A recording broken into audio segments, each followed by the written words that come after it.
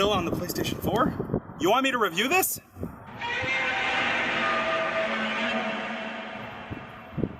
Alright.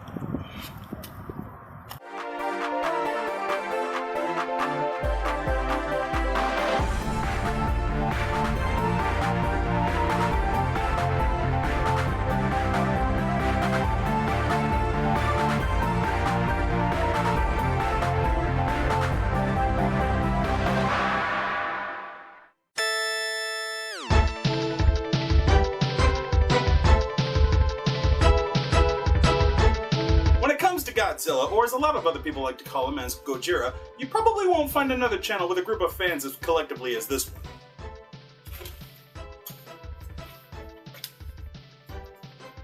And just for the record, Will was not going to do this video without me, because there would have been blood. Okay, now you won't find a bigger group of fans collectively. Damn. Okay, before the review of this game as a whole begins, I'm gonna be frank with all of you. If you are not a Godzilla fan, and by that I mean if you don't know the lore, haven't seen the films, or aren't more than just a casual fan, then this game is not for you. I already had the luxury of playing a watered-down version of this game months in advance on the Japanese version for the PlayStation 3, so I knew well in advance what to expect out of the PS4 version. Well, except for the updates. Why I point this out is because during our streaming events of this game, fans and newcomers were asking if the game was as bad as what people were saying. What? A bad game? The game was only out for a few hours at the time. How could that have been successfully evaluated? Well, take it from someone who actually has played it for more than a few hours. Godzilla for the PS4 has a simple formula, but in truth was successful in delivering on what it set out to do. You play as different kaiju, wreak havoc through the streets and rural areas of Japan while destroying everything from buildings, tanker ships, bigger buildings, tanks, and other kaiju that will show up at random intervals when you either complete a section of a stage or spend enough time destroying objects.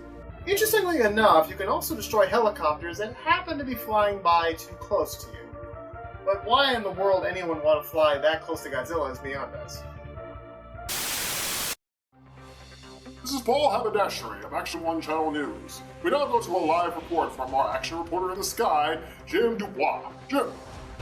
Thank you, Paul. I am standing here live inside of Helicopter 1 where we are looking at Godzilla destroying the generators. He has now turned his attention to me and he's looking rather ferociously. I am very fearful for my life as I believe I will not be alive in the next 10 seconds. But thank you so much for joining me and we will see how this goes in the future. Thank you, Paul. Back to you. Thank you, Jim. We'll miss you. Top of the weather. Now bear in mind, guys, Godzilla has gone on some pretty insane adventures before. I mean, after all, he's currently traveling his way through hell and back. But to expect Godzilla to be going on this big, massive adventure like in Batman Arkham Knight, that's not what Godzilla does. That's not what to expect, and that's definitely not the point about this game or Godzilla. Hey, you're not the real Godzilla. So what is the story of this game anyway? After the events of Godzilla 1, 6 years actually after the events, and Godzilla 1 being the first movie, the well-known second incarnation of Godzilla rises to the surface. In this continuity, the human race has made use of the element called G-energy, which is used to power the cities as well as for other establishments. It also happens to be Godzilla's life force, and how he came to be. It's hinted that this substance could also be used to damage the Earth, so we suppose. It's safe to assume it's like the abused live stream from Final Fantasy VII's Midgar City. Godzilla, while analyzed by spectators in the game, guesstimate that either he's here to use the G-energy for food, or to restore balance and rid the world of its potential threats. Overall, leaving his goals up to the players to interpret either if Godzilla is a hero or a feral beast. As the story progresses, different selected officials can seize operations and change the difficulty of how the story progresses. Yeah, that sucks. Now, as far as the gameplay goes, it is a little simplified, but there are a few quirks here and there that you might have missed. You're not the real Godzilla. Starting from the bottom, the game offers the Kaiju Guide, and while you have to earn each entry, heck, you'll have to earn a lot of things in this game, this encyclopedia has mugshots and details about every single monster owned by Toho, all the way up to Hollywood Godzilla. This alone is a nostalgia trip for those who were heavy into these types of films and are big fans of giant monster movies. Diorama mode is, well, as far as we've dabbled, it's ultimately pointless. But as you collect figures of the in-game characters by purchasing them with points, you can set up little scenarios like a play set of toys for modeling and taking interesting pictures to show off to your friends, who will, without a doubt, not be interested in the slightest to see them. But if you're into this kind of thing, it's at the very least interesting to see how people can be creative. It's ultimately pointless to the game itself, but otherwise it's completely harmless. I'm sure some will spend hours here. Evolution mode is where you will spend your currency of the game as well as items you gain after completing scenarios. Here you can purchase new playable characters after fighting and defeating them in story mode.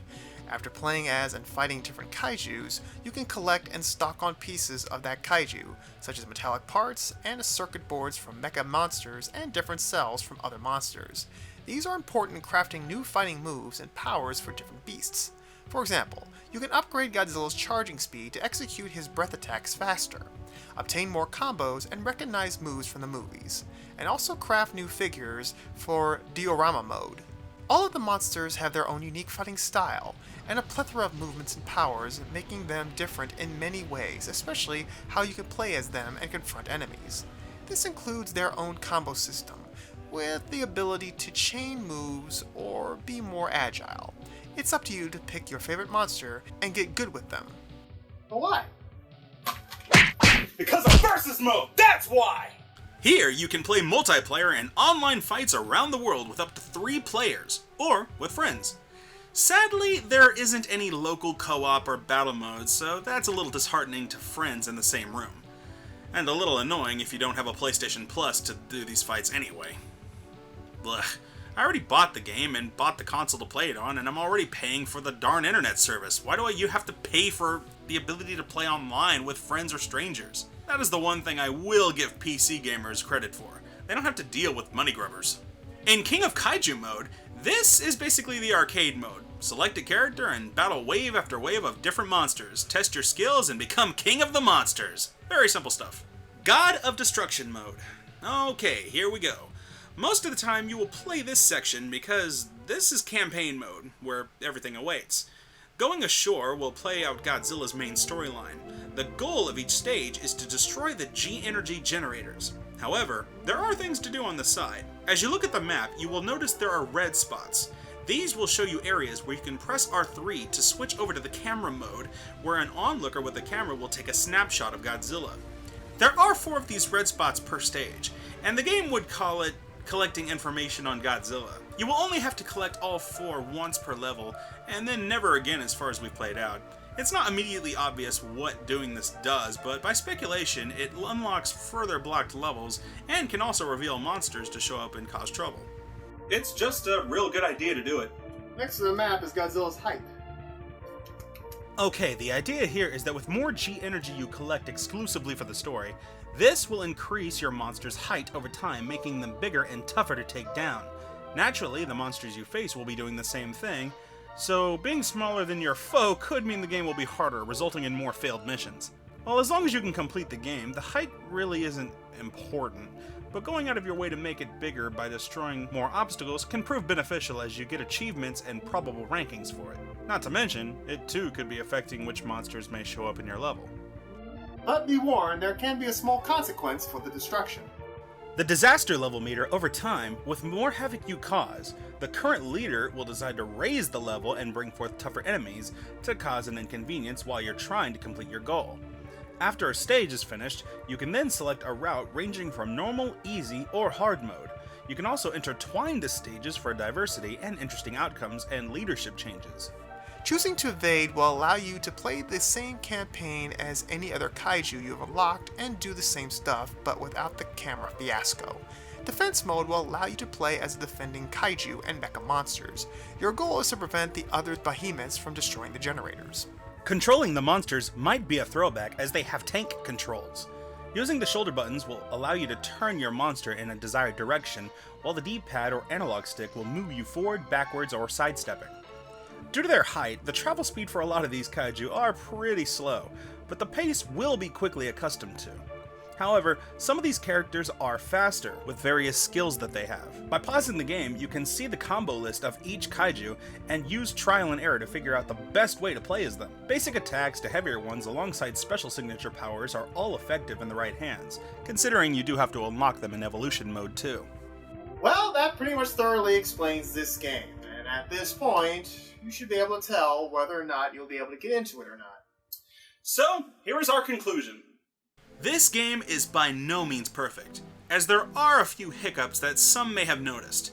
The graphics are indeed far from standard, as they look somewhat PS3 early. There's also some odd collision detection, as the monsters' models can phase through buildings, which can be an eyesore. There's also no effective targeting system, which can leave the player guessing if their projectile attacks will connect to an enemy, or take a nosedive straight to the floor and miss entirely. Be that as it may, the visuals still do look fine where it ultimately counts. The gameplay, considering how much time you will be repeating the process of campaign mode to earn stock items, can get very repetitive, especially if you're not already a fan of the series.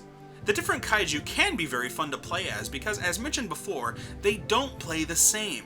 However, the level grinding time you will put into each character might be more trouble than it's worth, particularly if they are characters you care little for.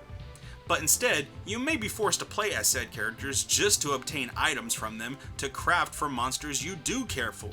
In short, there's tons and tons of busy work. But if you're a competitive online player, then this busy work may not be a bad thing at all. To be honest, Godzilla games, like the films, have never really done well in the eyes of critics.